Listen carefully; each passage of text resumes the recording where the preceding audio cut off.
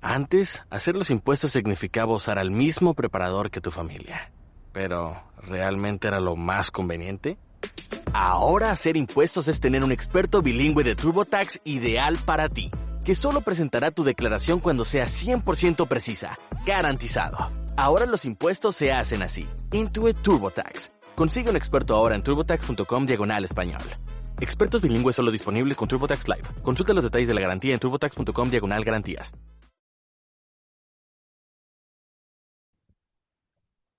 Shalom, buenos días a todos, bienvenidos al programa El Camino de Dios. Les habla el More Joseph, director del Ministerio Jaim. Y para mí es un gusto nuevamente estar con ustedes aquí en PAB 550, hoy 19 de enero del año 2025, equivale al día 19 del mes de Tebet, de acuerdo al calendario de Gilel. Gracias le damos al Dios de Abraham, al Dios de Isaac, al Dios de Jacob, al Dios y Padre de nuestro Señor, Yeshua el Mesías, por concedernos la oportunidad de vivir un día más y poder disfrutar de sus misericordias que se renuevan cada mañana. Este programa llega a ustedes de parte del Ministerio Jaim. El Ministerio Jaim se enfoca en enseñar las Sagradas Escrituras desde la perspectiva hebrea, tratando de transmitirla a la audiencia y a los que estudian con nosotros el conocimiento del Dios de Abraham, el Dios de Isaac, el Dios de Jacob, el conocimiento del Dios de Yeshua el Mesías, a quien usted conoce como Jesús. Sí, si usted no lo sabía, Jesús tenía un Dios y está por todos los evangelios escritos. Y también sobre la figura del Mesías desde una perspectiva hebrea e incluso hasta el tema del Espíritu Santo. ¿Qué significa tener el Espíritu Santo? ¿Qué significa el Espíritu de Dios? Nosotros tenemos un centro de estudio. El centro de estudio del Camino Nazareno se encuentra ubicado en el centro comercial Plaza Real Anón. El centro de estudios hebraicos, el Camino Nazareno, se encuentra ubicado en el centro comercial Plaza Real Anón, en Ponce. Eso es en la carretera 511, kilómetro 1.8, a mano derecha se encuentra el centro comercial Plaza Real Anón. Y allí a mano izquierda, una vez que usted entra, está el segundo edificio pintado de dos colores. Dando para la parte posterior, usted va a encontrar una cortina azul, y está nuestra entrada. Nos reunimos allí todos los sábados a partir de las 9 de la mañana hasta la 1 de la tarde, donde en ese tiempo estamos estudiando la Sagrada Escritura, haciendo las oraciones que de tiempos del Segundo Templo se realizan y a la misma vez hacemos también la lectura semanal de la porción de la Torá. Y ayer tuvimos la oportunidad de comenzar un nuevo libro dentro de la Torá, el segundo libro de la Torá que usted conoce como el libro de Éxodo. Este libro, su nombre original es el libro Shemot. Este libro se conoce como el libro Shemot. El libro Shemot o el Sefer, o mejor dicho, sí, el libro Shemot, Sefer Shemot, se encuentra en Éxodo a partir del capítulo 1 y compone todo el libro de Éxodo. La primera porción de este libro, la primera lectura que se hace de este libro, es la lectura Shemot, que significa nombres.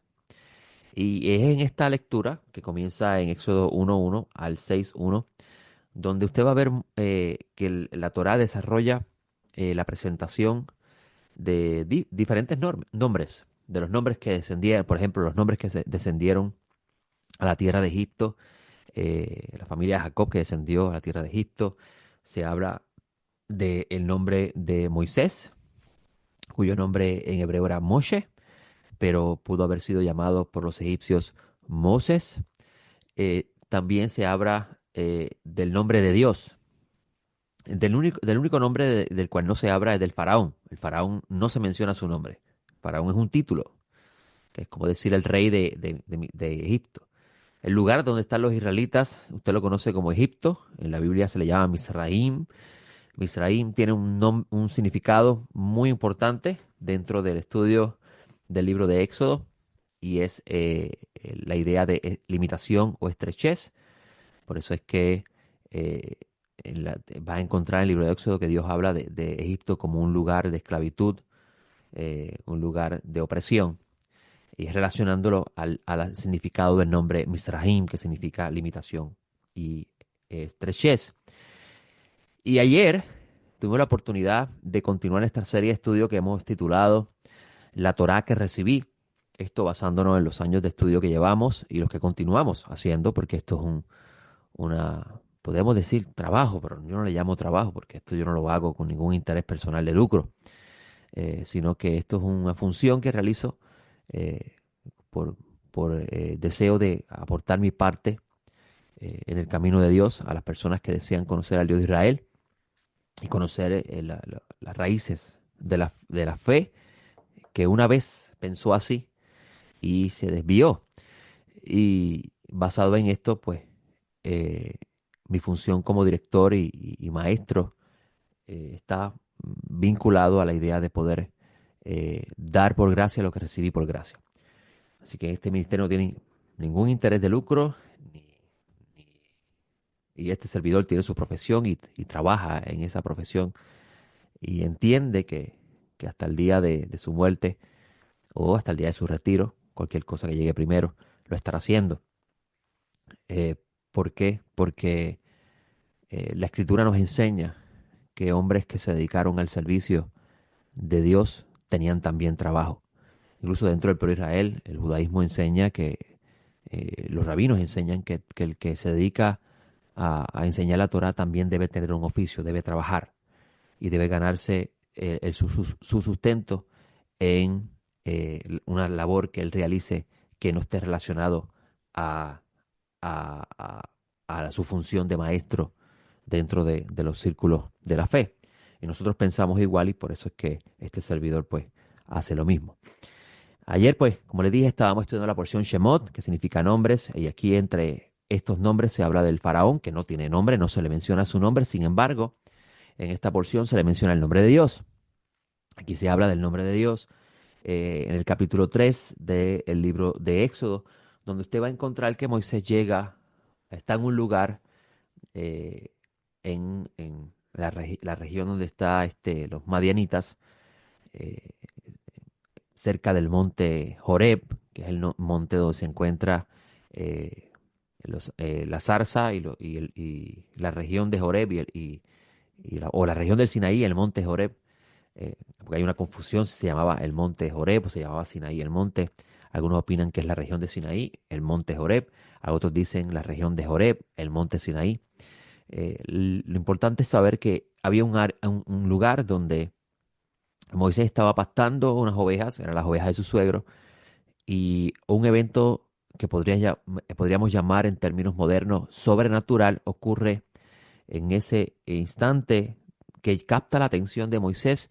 Moisés se acerca a este lugar para ver a este fenómeno que está viendo, ve una zarza que arde y no se consume. Uno ve las películas modernas o las películas antiguas sobre Moisés y hay dos cosas que llaman la atención. Primero, que nos presentan a Moisés saliendo de Egipto vestido de hebreo. La escritura nos dice lo opuesto, que él está vestido de egipcio y pues, incluso los hijos de Jetro, las hijas de Jetro lo identifican así, como un egipcio. Eso significa que él está vestido de egipcio, él no está vestido de hebreo. Segundo, usted va a ver también que se presenta la zarza ardiendo como un pequeño arbusto, donde Moisés se aproxima a verlo, pero es todo lo opuesto, es un árbol no muy alto, pero es un árbol. Y Moisés ve esta zarza ardiendo y le llama la atención de que no se consume, el fuego no consume esta zarza. Y él se acerca y resulta ser que es un ángel de Dios que está manifestándose en la zarza y haciendo eh, que este fuego eh, haga un acto que para nuestra comprensión del mundo natural es llamado sobrenatural. Y de repente una voz comienza a hablar a través de este ángel, que es la voz de Dios, y Moisés comienza esta conversación con el Dios de Israel, a lo cual Moisés, después de esta conversación con el Dios de Israel, donde el Dios de Israel está diciendo, en otras palabras, yo te he escogido a ti para que vayas a sacar a mi pueblo, yo voy a descender contigo, te voy a asistir en este proceso de ayudar a salir a sacar a mi pueblo de Egipto, ya es hora de que ellos salgan.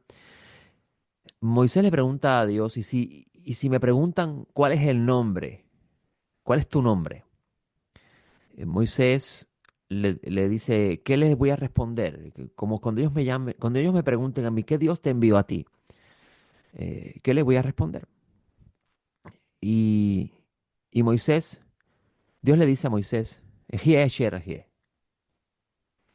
Que en su traducción en español usted va a ver que dice yo soy el que soy. Y erróneamente, y esto lo he dicho en otros programas y lo seguiré haciendo en la medida que vayamos estudiando el mismo libro de Éxodo todos los años, erróneamente, cuando usted en español en su Biblia encuentra la palabra yo soy en su Biblia, usted lo asocia inmediatamente con este evento. Y no funciona así. La exégesis, o el estudio, mejor dicho, de las escrituras.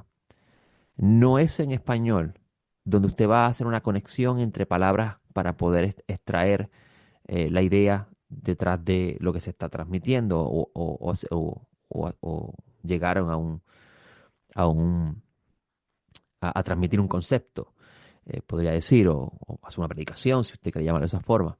No funciona así en español. La relación de palabras en el estudio, cuando usted realiza un estudio de la Biblia y lo quiere presentar, no lo puede realizar esa relación de palabras en su idioma en español porque su idioma en español es una traducción del idioma que se considera el idioma original del libro. Y incluso así mismo sucede cuando estudiamos el Nuevo Testamento, que nosotros no le llamamos Nuevo Testamento, pero para que usted me pueda entender, pues lo decimos así. El Nuevo Testamento, usted puede encontrar una palabra en español, la va a relacionar inmediatamente con una palabra que encuentra en el Antiguo Testamento y inmediatamente va a llegar a una conclusión teológica que no funciona así. No funciona así.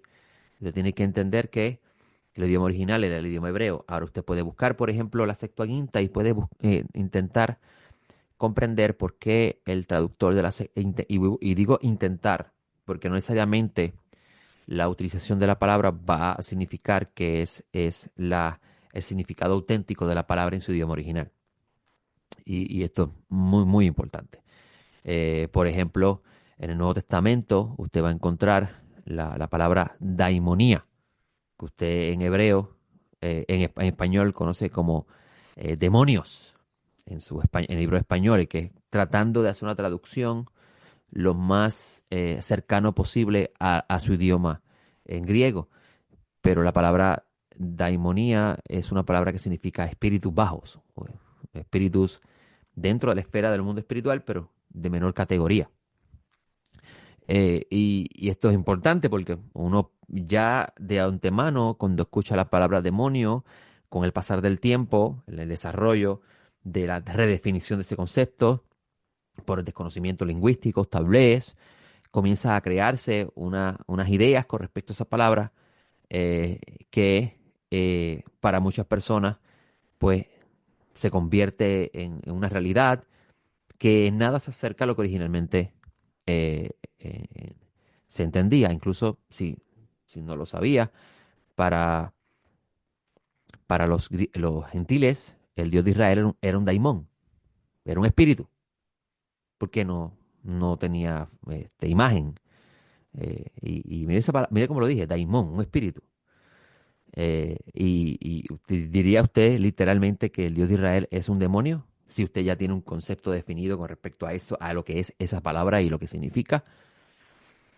Por eso que digo que tenemos que regresar a sus fuentes y intentar entender el pensamiento de los autores y los conceptos que ellos entendían para así poder corregir lo que nosotros pensamos. Por ejemplo, uno de los temas más controversiales del Nuevo Testamento con respecto el tema de ¿es el Mesías Dios?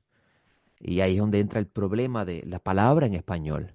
La definición que le hemos dado a esa palabra en español, la identificación que le hemos dado a esa palabra en español y la problemática que trae esto a la luz del texto griego y lo que se entendía con esa palabra en griego. Porque, por ejemplo, si usted va a la Biblia hebrea llama a los ángeles Elohim.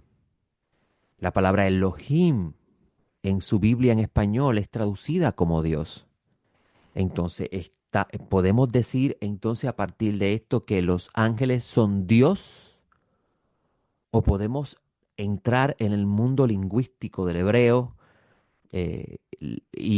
incluso en el asunto del griego también igual, y tratar de entender esta palabra desde la perspectiva de ellos y poder redefinir lo que correctamente significaba, porque por ejemplo, si la Biblia dice que los ángeles son Elohim, o sea, son Dios, la palabra en español o dioses le trae un problema muy serio. ¿Por qué? Porque para el mundo judío, esta palabra con respecto a los ángeles significa que son divinos. Los ángeles son divinos, significa que no pertenece a esta esfera de lo que nosotros llamamos el mundo natural, sino que provienen del cielo. Eso habla, eso es lo que significa esa palabra. Y, pero regresando y aprovecho este programa porque estamos hablando de nombres. Cada nombre tiene un significado. En la Biblia los nombres tienen significado. Los nombres identifican al que lo posee. Incluso su nombre en el mundo hebreo manifiesta una idea. Por ejemplo, el nombre Noé no significa nada en la Biblia hebrea, pero en hebreo Noah significa algo. Usted podría preguntarse por qué le pusieron Noah. Y usted va a encontrar que le dice que él va a dar descanso a su generación, que es lo que significa la palabra Noah. Igual que Jacob. Usted podría pensar que Jacob se llama así porque era un tramposo. No, Jacob se le llamó Jacob porque cuando estaba naciendo se agarró del talón de su hermano para poder nacer. Es el nombre que le da su mamá a él. Así mismo ocurre con Moshe. Su nombre egipcio era Moses o Moses y se le pone en Moshe porque hay una relación entre las letras del nombre Moshe y lo que él va a hacer. Incluso si no se ha percatado en la Biblia, si no se había dado cuenta, usted va a encontrar en Génesis capítulo 6 que Dios habla de que no va a luchar más con el espíritu del hombre, sino que la sentencia del humano va a ser 120 días. Y casualmente, Moisés vive 120 años. Tuvo 40 años en Egipto, 40 años viviendo en la región circundante al Sinaí, y después 40 años estuvo en el desierto con el pueblo de Israel. Y Moshe muere de 120 años. Hay una relación entre esto y lo que la Torá busca enseñar con respecto al conflicto entre el humano y Dios. Pero en el capítulo 3 del libro de Éxodo vamos a ver que el Creador, bendito sea, se le revela a Moisés. Y Moisés le está preguntando el nombre del Creador. Y el Creador le dice a Moisés: mi nombre es Ser. Que usted tiene en su Biblia, yo soy el que soy. Ejie, Esher, Ajie. Incluso luego el versículo dice: así dirás a los hijos de Israel: Ejie me ha enviado. Amigo, Ejie no es un nombre. Ejie viene del verbo ser. En otras palabras, al principio Dios no le reveló un nombre a Moisés. Pero esto trae un problema. ¿Por qué? Porque Moisés no podía llegar allí a Egipto a decirle que un ser que identificamos como Dios me ha enviado. No es posible. Eh, no va a funcionar la redención. Pero aún así, esto es importante. ¿Por qué? Porque nos está diciendo que en esencia Dios no posee un nombre. Y esto, cuando usted lo estudia de la perspectiva hebrea, usted va a sorprenderse de lo que puede aprender. Porque un nombre identifica a alguien. Y la identificación que se le da con relación a ese nombre va acompañado de lo que se entiende con respecto a aquel que posee ese nombre. Por ejemplo, si usted le pregunta a una persona: eh, tú me conoces, ¿verdad? Y sabes mi nombre.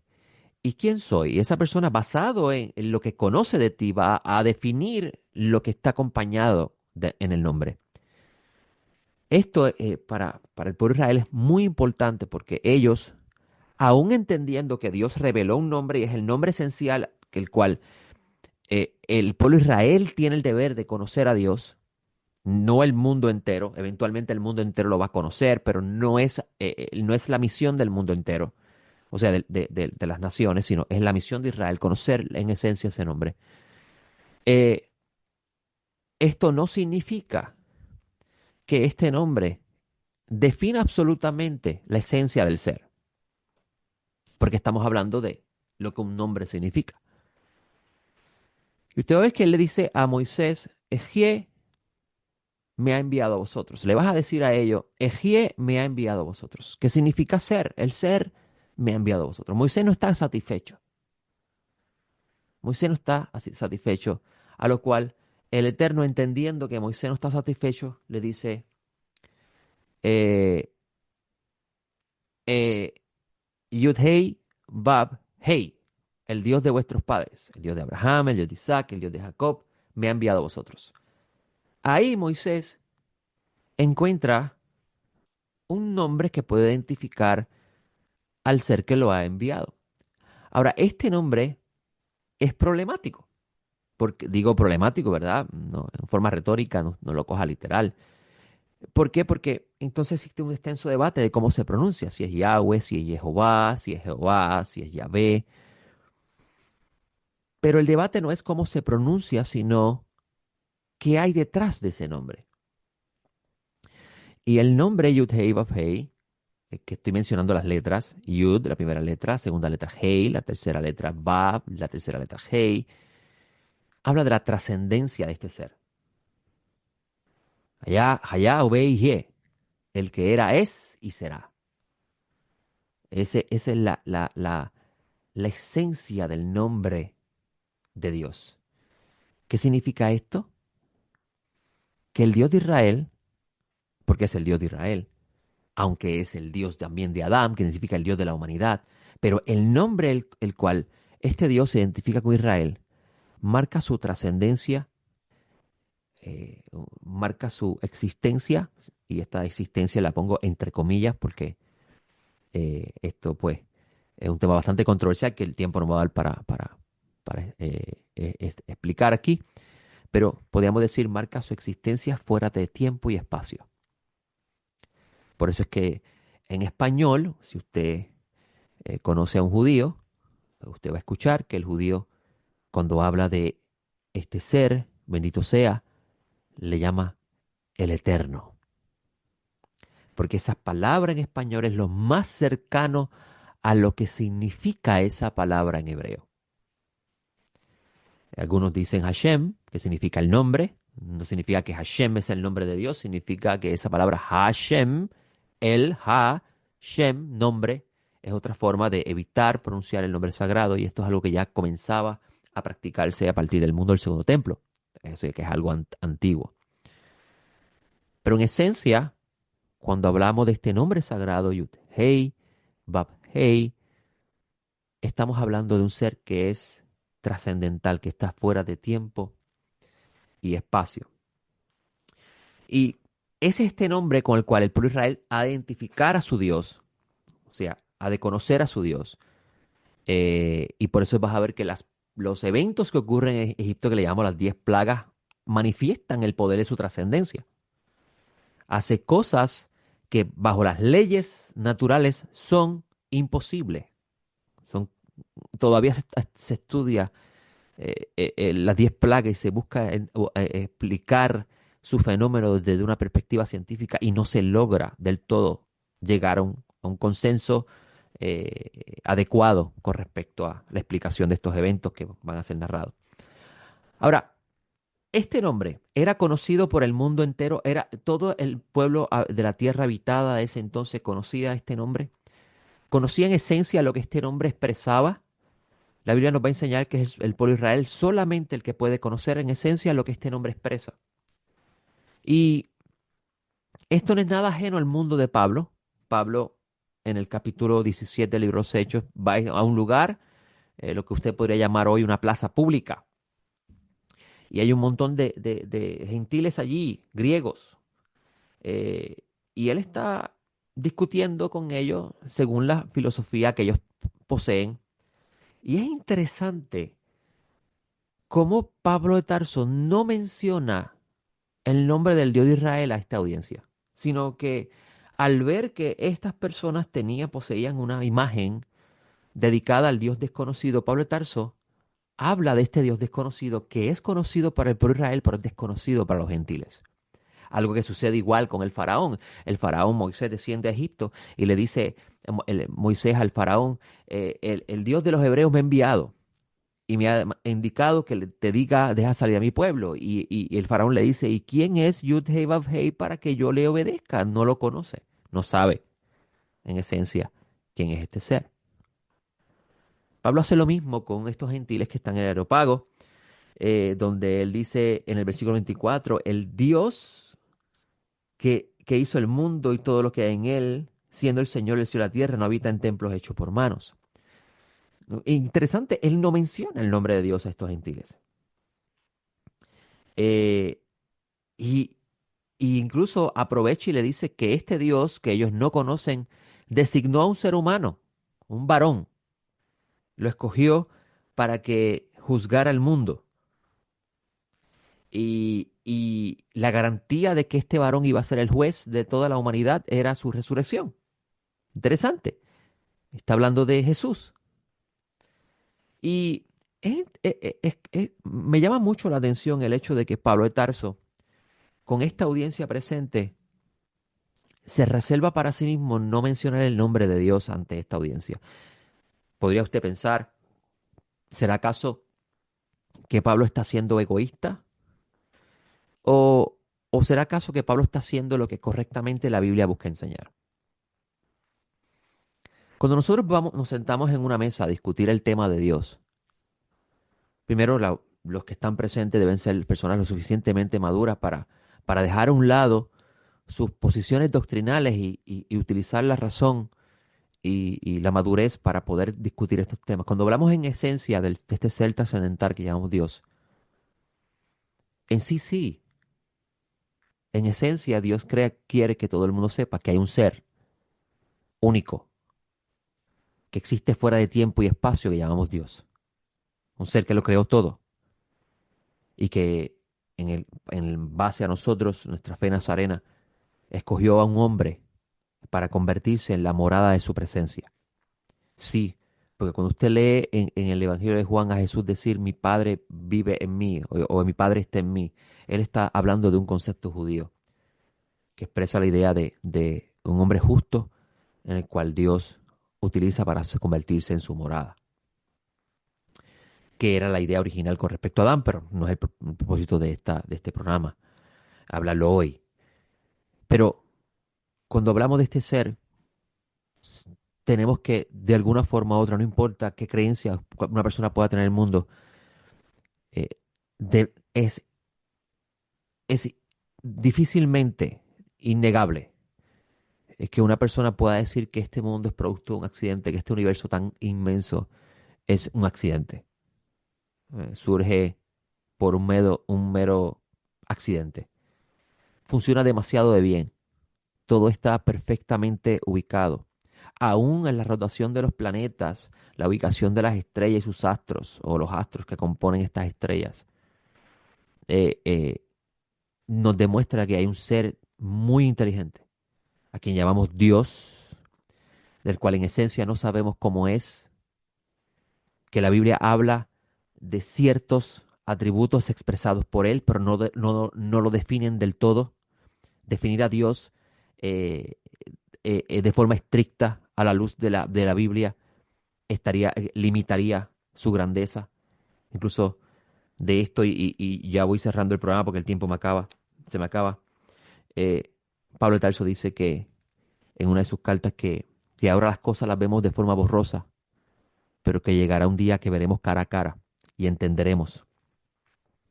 Y que no solamente entenderemos, sino que conoceremos como también fuimos conocidos. Esto significa que el Creador, bendito sea, este ser maravilloso, quien llamamos Dios, se dará a conocer aún más al ser humano. Y esto sucederá cuando el Mesías regrese y ponga el mundo en orden. Y como dice Pablo en otra de sus cartas, le entregue el reino a su Dios y Padre. Le hablo el More Joseph, le doy gracias por este espacio y espero estar con ustedes la próxima semana. De mi parte, les deseo una excelente semana y la bendición del Altísimo la acompañe en todo emprendimiento. Hasta la próxima. Shalom.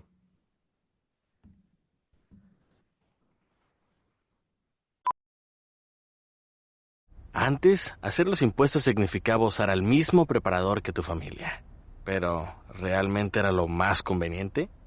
Ahora hacer impuestos es tener un experto bilingüe de TurboTax ideal para ti, que solo presentará tu declaración cuando sea 100% precisa, garantizado. Ahora los impuestos se hacen así. Intuit TurboTax. Consigue un experto ahora en turbotax.com/español.